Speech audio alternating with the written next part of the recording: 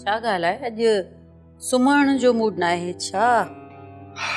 हिकिड़ी ज़रूरी कंसाइनमेंट अचणी आहे।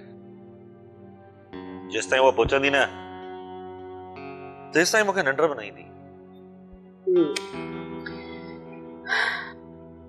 मूंखे तोसां कुझु ॻाल्हाइणो आहे, जे अगरि तुंहिंजो ॿुधण जो मूड हुजे त।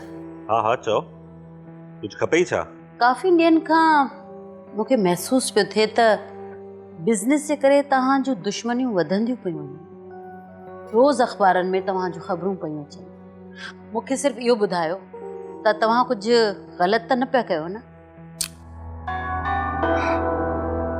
ॾिस कनीस, अक्सरियत में ॾिसजे त असां जहिड़ो बिज़नेसमैन घणनि माण्हुनि खां बर्दाश्त न आहे थींदो, ऐं पोइ असांखे टोड़ण जे लाइ घणो कुझु कयो वेंदो आहे। मुंहिंजो सुवालु इहो कोन हुयो। मुंहिंजो सुवालु इहो आहे त तुंहिंजो कंहिं ग़लति बिज़नेस में हथ त न आहे न? ॾिस कनीस, तूं इहो न सम्झंदी आहे। हिन माशरे में पंहिंजे पाण खे बिहारण जे लाइ अलाए छा छा करणो पवंदो आहे, ऐं मां हिन माशरे में पंहिंजी हिकु हैसियत सां बीठो आहियां, ऐं उहो बीहण ई मूंखे मेंटेन करणो आहे। हिन करे इहो सभु कुझु करणो ई पवंदो आहे जंहिंसां पावर शो थिए। तुंहिंजे इन मामलनि जे करे मूं ते या माहिन ते के थ्रेट्स त न ईंदा? ॾिस कनीस, तूं मुंहिंजो प्यार आहीं ऐं माहीन पुटनि जहिड़ी थी आहे मुंहिंजी।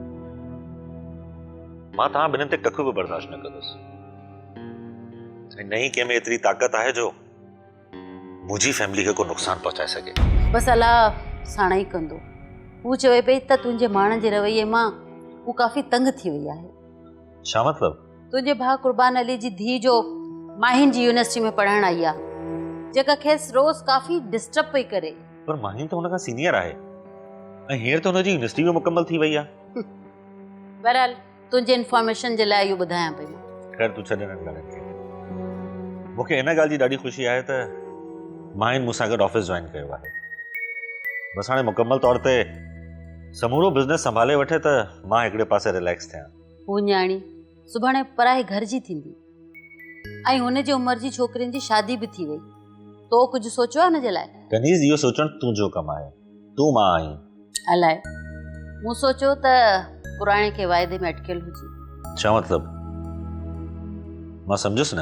मूं सोचियो त तूं पंहिंजे मोतबर भाउ कुर्बान अली खे माहिन जे नंढे हूंदे ई जेको संग ॾेई छॾियो, मतां उनखे निभाईंदो हुजे। ॾिस कनीज़, दुश्मननि खे धीअरूं कॾहिं बि न आहिनि ॾिबियूं, ऐं हू मुंहिंजो सिर्फ़ु दुश्मन आहे। विसारे छॾ त हो मुंहिंजो भाउ हुयो कॾहिं, न त मूंखे जीअरे ई मारे छॾियो, त पोइ हुन दुश्मन खे मां पंहिंजी धीउ कीअं ॾींदुसि?